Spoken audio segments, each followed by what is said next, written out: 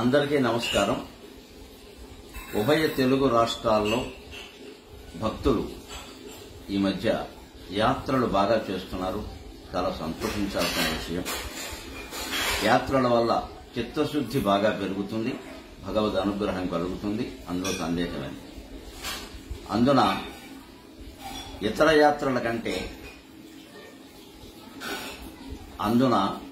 యాత్రల కంటే అరుణాచలం యాత్ర చేసేవారి సంఖ్య చాలా పెరిగింది.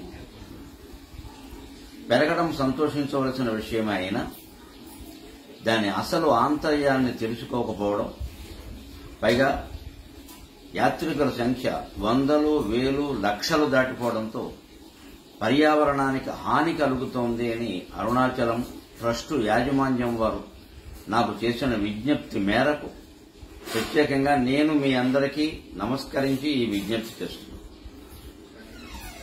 మనం యాత్ర చేయడంలో ఉద్దేశ్యం రమణ మహర్షి చాలా స్పష్టంగా చెప్పారు. గిరి ప్రదక్షిణ గురించి సంచార సమాధి అన్నారు. అంటే సమాధిలో ఉండేవాళ్లు ఒకే చోట ఉండి స్థిరంగా అంతర్ముఖులై ఒక శిలాసదృశ్యంగా మారిపోతారు. అలాగే కాకుండా కళ్ళు తెరుచుకొని తిరుగుతూ చూస్తూ కూడా సమాధిలోకి వెళ్లవచ్చు. అందుకు గిరి ప్రదక్షిణం ఉపయోగిస్తుందని చెప్పారు. అంతేగాని మనం 15 సార్లు మొక్కుకోవడం, 16 సార్లు మొక్కుకోవడం, దానివల్ల పిల్లలు పుడతారనుకోవడం, ఐశ్వర్యం వస్తుందనుకోవడం, పెళ్లిళ్ళు అవుతాయనుకోవడం, ఇదంతా ఒట్టి భ్రమ. ఆ మాట రమణ మహర్షి ఎక్కడా చెప్పలేదు. గిరి ప్రదక్షిణ వల్ల కోరికలు తీరవు, మనకి విశాల భావం ఏర్పడుతుంది. ఈ ప్రదక్షిణాల వల్ల విశాల భావం ఏర్పడుతుందో లేదో ఎవరికీ తెలియదు. కానీ చాలా సంకుచితంగా మనం ఆలోచించి మన ప్రయోజనమే మనం ముఖ్యంగా చూసుకుని విపరీతంగా ప్లాస్టిక్ సీసాలు, ప్లాస్టిక్ సంచులు వాడుతూ అవన్నీ కొండ చుట్టూ పారేస్తూ ఉంటే అరుణాచలం కొండ పవిత్రత మొత్తం దెబ్బతింది అని యాజమాన్యం వారు నాకు స్వయంగా చెప్పారు. సంచార సమాధి అండంలో రమణ మహర్షి ఉద్దేశం సంచరిస్తూ ఉంటే కనిపించే కొండలు, గుట్టలు, చెట్లు, పుట్టలు, మనుషులు, జంతువులు సమస్తాన్ని వెన్నెల వెలుగుల్లో సమానంగా చూడాలి అని.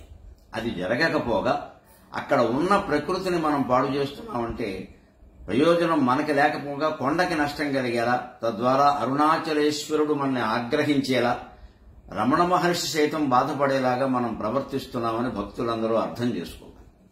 అందుకని దయచేసి ఎవ్వరూ ఒక్క ప్లాస్టిక్ సీసా గాని, ఒక ప్లాస్టిక్ సంచి గాని అక్కడికి పట్టుకెళ్లకూడదు, అక్కడ కొనకూడదు అని నిబంధన పెట్టుకోండి. మీరు ఎంతకాలం యాత్రలు చేసినా మంచిదే, మీకెంత ప్రయోజనం కలిగినా మంచిదే. మాకందరికీ ఆధ్యాత్మికవేత్తలుగా అది సంతోషం. కానీ పర్యావరణానికి హాని కలిగిస్తున్నాము అంటే ప్రకృతిని హింసిస్తున్నాం. తద్వారా ప్రకృతికి అధిష్టాన నాయకుడైన పరమేశ్వరుణ్ణి మనం బాధపెట్టి ఆయన ఆగ్రహానికి గురవుతున్నాం అన్న మాట గుర్తుంచుకుంటే ఈ పని చేయకుండా ఉంటాం. అంచేది అందరూ పర్యావరణ కాలుష్య రహితమైనటువంటి అరుణాచలాన్ని తీర్చిదిద్దడానికి భక్తులుగా మనమంతా ప్రయత్నం చేయాలి. అందుకు మీరంతా చేస్తారని ఆశిస్తూ సెలవు.